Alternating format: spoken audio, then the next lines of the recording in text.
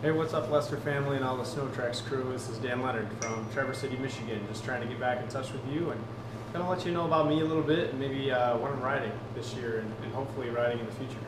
But a couple things I was asked to do is kind of evaluate, how this thing actually performs. I have a 2007 Yamaha phazer, and over time it's been modified drastically to kind of fit my style and my needs.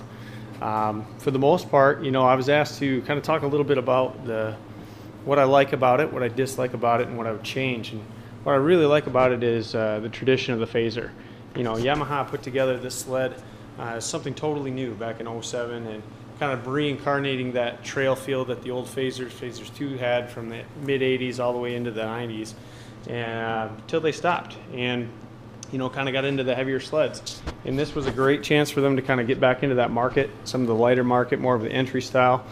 For guys like me back in 2006, being a little younger, trying out something new, and I've had this sled since new, so over 9 years now. Wow. But what I don't like about it is the fact that I feel like customers of Yamaha really had to learn the hard way a lot of times, through modifications of, for instance, the location of the speedometer is typically up here, but since the first time I rolled it over and destroyed that piece, I created a new bracket and lowered it down to be more protected and eliminate that issue. The cooling on these machines was terrible as far as dislikes, so this was a big learning curve.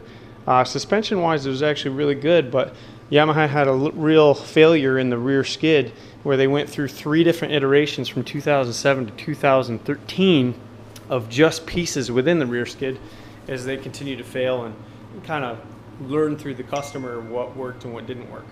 But honestly, what I would change the most about this machine to make it better is the power.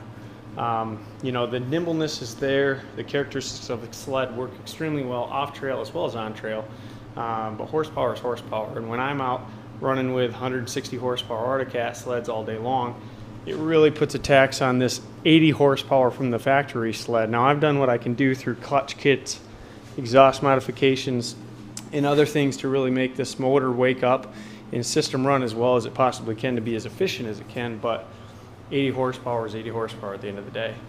So ultimately, what I should have done back in '07 was just bought a bike and figured out how to make this thing called a timber sled kit myself, because as well as it's engineered, it's just a little bit late. But I learned a lot through this machine. I've had a lot of good times with this machine, and hopefully look forward to a lot more good times with you and all of yours. So happy holidays. I hope you learned a little bit. Welcome to the Leonard Garage, and looking forward to hopefully meeting you all soon.